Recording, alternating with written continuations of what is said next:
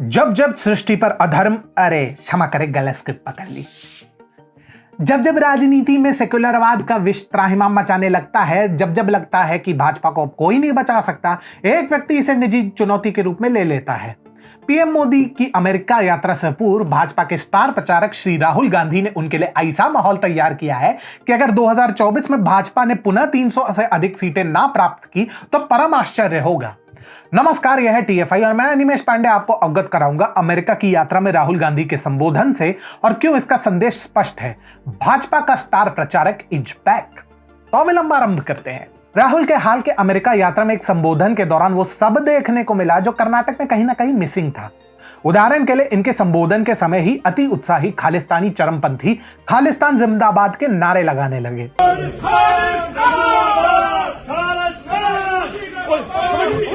उदाहरण के लिए अल्पसंख्यकों पर कथित अत्याचार को अपने ही पार्टी के शासन में पिछड़े समुदायों के अत्याचार से तुलना करवाना हो, या फिर गुरु नानक देव के प्रचार यात्रा की तुलना को भारत जोड़ो यात्रा से जोड़ना हो, राहुल बाबा ने जनता का मनोरंजन करने और भाजपा का वोटर बेस बढ़वाने में कोई प्रयास अधूरा नहीं छोड़ा।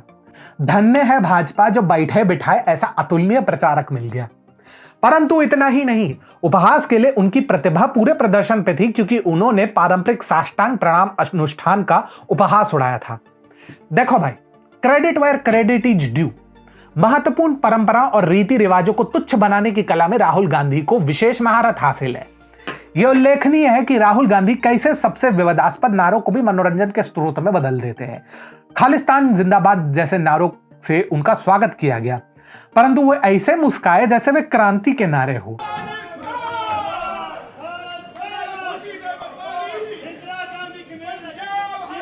शायद वे अनुचित और विभाजनकारी नारों में हास्य प्राप्त करते हैं, जबकि अनजाने में ऐसे विभाजनकारी ताकतों के विरुद्ध भाजपा समर्थकों की एकता को बढ़ावा दे देते हैं। नफरत के बाजार में मोहब्बत की दुकान यूं ही इनके कंठ से प्रस्फुटित नहीं हुआ था। यह देश का घोर दुर्भाग्य है कि राहुल बाबा के टैलेंट को कोई समझने के लिए तैयार ही नहीं है। राहुल गांधी ने भारत में मुसलमानों की वर्तमान स्थिति की तुलना 80 के दशक के प्रारंभ में पिछड़े वर्गों की स्थिति से की, ये जानते हुए भी कि 80 में कांग्रेस का शासन लगभग समस्त देश पर था। यहां तक कि सैम पित्रोदा जैसे उनके संयोजक भी इनके बयान से काफी स्तब्ध नजर आए। राहुल गांधी के ऐतिहासिक संदर्भ उनके राजनीतिक कौशल के समान ही विश्वसनीय प्रतीत होते हैं। पर यह तो कुछ भी नहीं है भैया। महोदय ने गुरु नानक देव की लोकप्रियता की तुलना अपनी भारत जोड़ो यात्रा से की थी। उन्होंने उल्लेख किया कि गुरु नानक देव ने सऊदी अरब, थाईलैंड, कोरिया आदि विभिन्न देशों में अपने उपदेशों का प्रचार किया था। विशेष रूप से अपने संबोधन में थाईलैंड पर काफी जोर दिया। Somewhere that Guru Nanak ji had gone all the way to Mecca, Saudi Arabia. He had gone to Thailand. He had gone to Sri Lanka. So these giants were doing Bharat जोड़ो much before we were born. आशा करते हैं कि सिख धर्म के स्वयंभूत संरक्षक इस बेअदबी पर ध्यान देंगे। राहुल गांधी के अनुसार भारत में वास्तविक मुद्दे बेरोजगारी, मूल्य वृद्धि, क्रोध, घृणा, एक चरमराती शिक्षा प्रणाली और शिक्षा और स्वास्थ्य देखभाल की लागत है।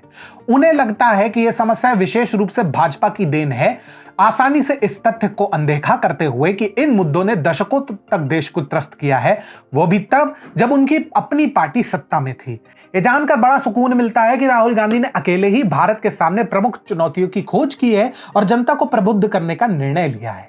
भाजपा के अभियान में राहुल गांधी के अभूतपूर्व योगदान को अनदेखा नहीं की जाने दिया गया है।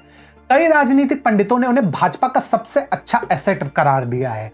लोगों को एक साथ लाने और भाजपा के समर्थन के आधार को मजबूत करने की उनकी अनजानी क्षमता वास्तव में उल्लेखनीय है। भाजपा को नकारात्मक रूप से चित्रित करने के उनके प्रयासों ने अनजाने में पार्टी की स्थिति को काफी मजबूत किया है। राजनीति की अप्रत्याशित दुनिया में राहुल गांधी ने खुद को भाजपा का तुरुप का पत्ता साबित किया है। तुलना करने की अपनी आदत, उपहास करने की प्रवृत्ति और अनायास ही अपनी ही पार्टी की विफलता को उजागर करने की क्षमता के साथ वह भाजपा के लिए एक मूल्यवान संपत्ति बन गए हैं।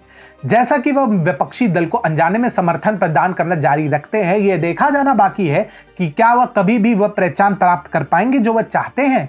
तब तक भाजपा संपूर्ण रूप से निश्चित हो सकती है कि उनके पास एक ऐसा भी ट्रम्प कार्ड है जो कभी भी फेल नहीं होता।